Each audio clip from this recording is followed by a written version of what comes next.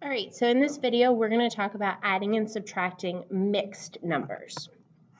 Okay, so when we add mixed numbers, we can go ahead and stack the entire problem on top of each other. So put the whole number over the whole number, the fractions over the fractions. The first thing I'm going to do is I'm going to add the whole numbers. So, let's try that again. So 3 plus 6 is 9. Then I'm going to add the fractions.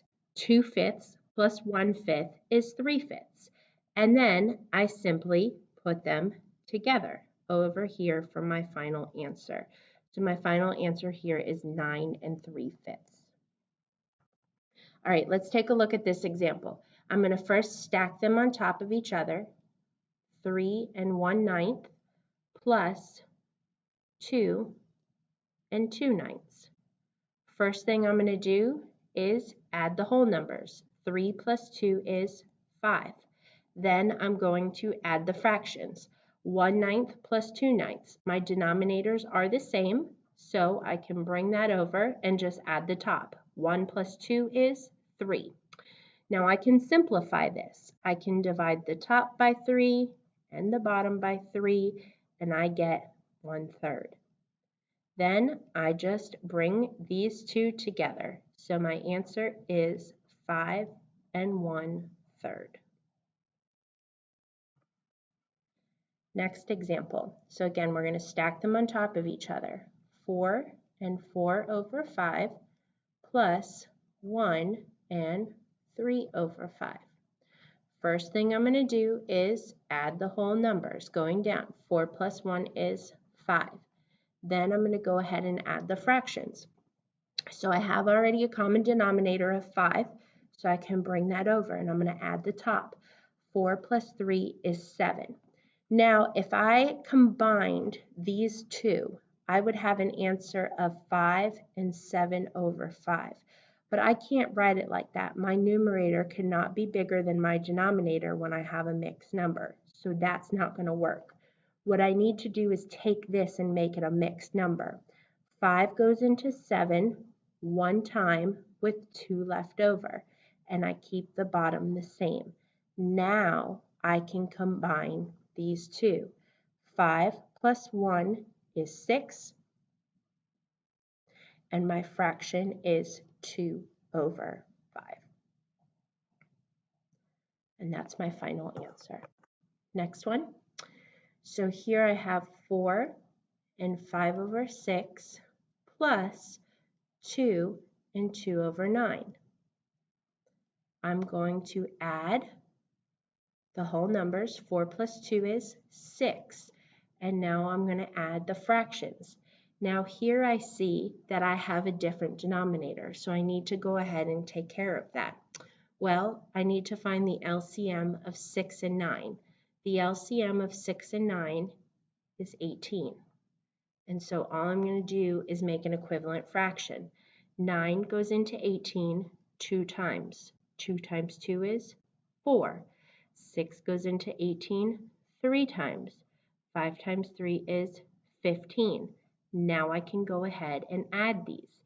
I have my bottom as 18, and 15 plus 4 is 19. Now, if I brought these two together, I would have 6 19/18. I cannot have my numerator be bigger than my denominator when I have a whole number in front of it. So I need to fix that fraction and make it a mixed number.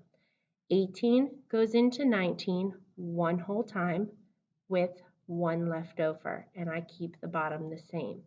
Now I can combine these two. 1 plus 6 is 7, and I keep the fraction.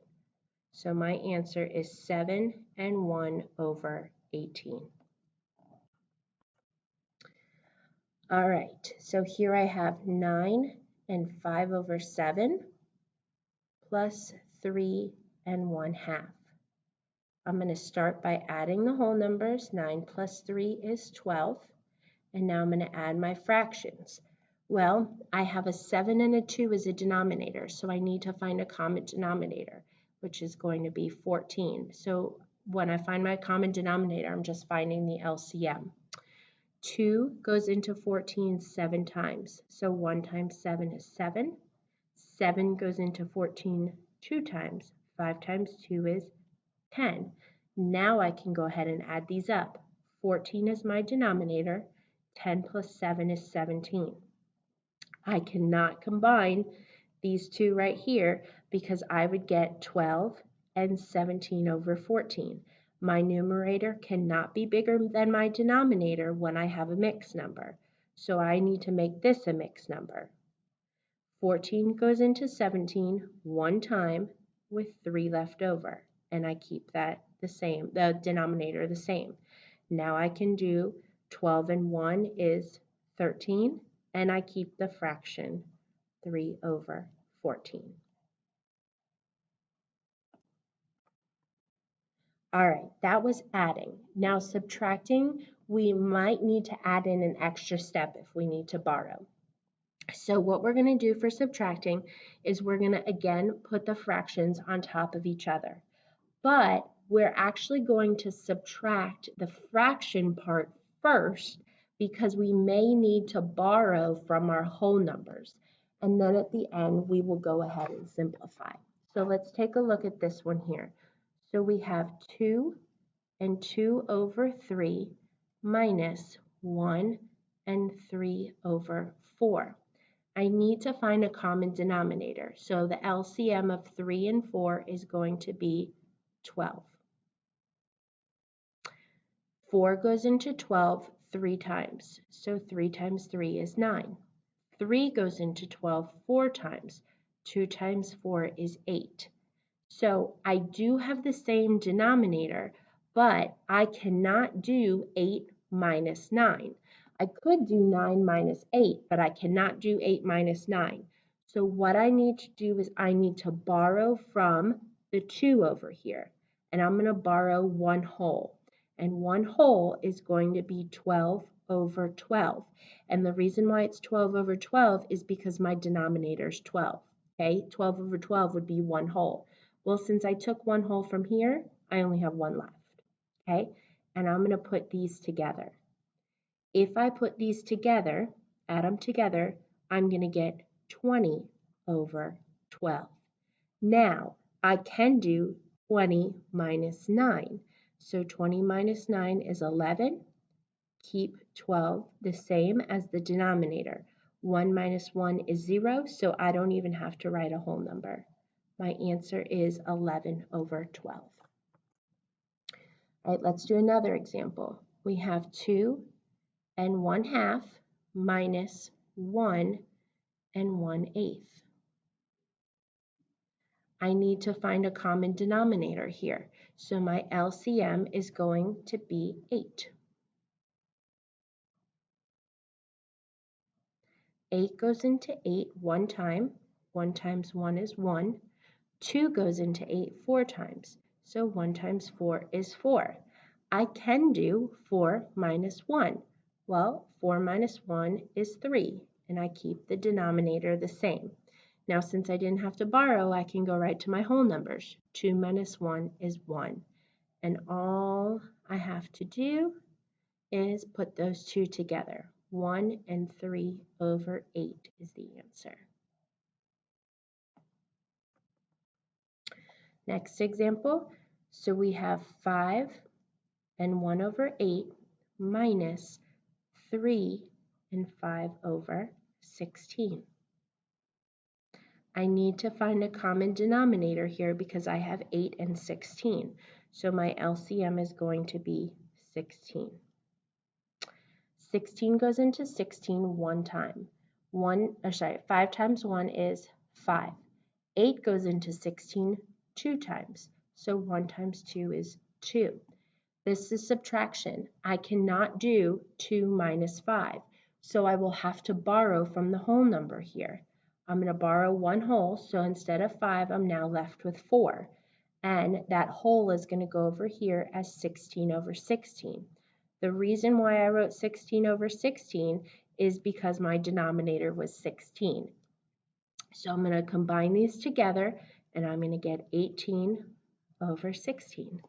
Now I can do 18 minus 5. 18 minus 5 is 13. Keep 16 as the denominator. 4 minus 3 is 1, and that is my answer. All right, next example. So we have 3 and 3 over 16 minus 1 and 5 over 8. We need to find a common denominator. The LCM of 16 and 8 is going to be 16, just like the last one. 8 goes into 16 2 times, so 5 times 2 is 10. 16 goes into 16 one time, so 3 times 1 is 3. I cannot do 3 minus 10. I'm going to have to borrow 1 whole from over here.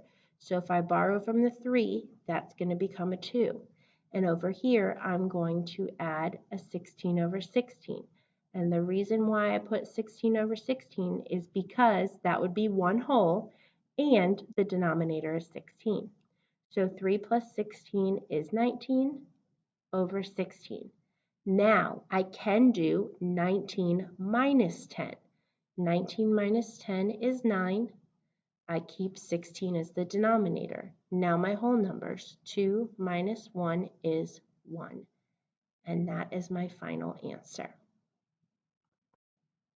Okay, you try both of these and then we'll go through them.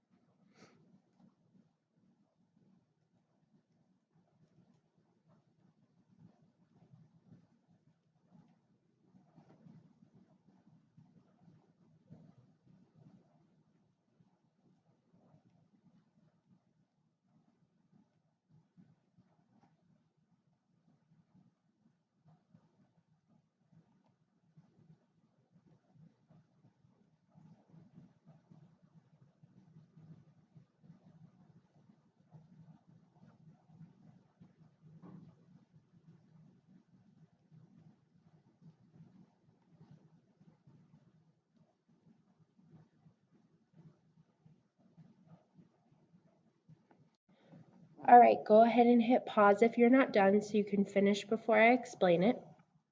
So on the left-hand side, we had an addition problem. We stacked them on top of each other. I had a denominator of 5 and 10, but I need them to be the same, so I found that the LCM was 10. Now, 5 goes into 10 2 times. 2 times 2 is 4. 10 goes into 10 one time. 7 times 1 is 7. Now I added them together. 4 plus 7 is 11 over 10. Now, I know that I cannot have 11 over 10 with my whole number 15. So I made it into a mixed number. 10 goes into 11 one time. With 1 left over, 10 is the denominator. And then I went ahead and combined these two together. 1 plus 15 is 16, and then I had 1 over 10 as my fraction. Over here, I had a subtraction problem. I had 2 3/4 minus 1 7/8. I had to find a common denominator because I had a 4 and I had an 8. So in that case, my LCM was 8. 4 goes into 8 2 times, so 3 times 2 is 6.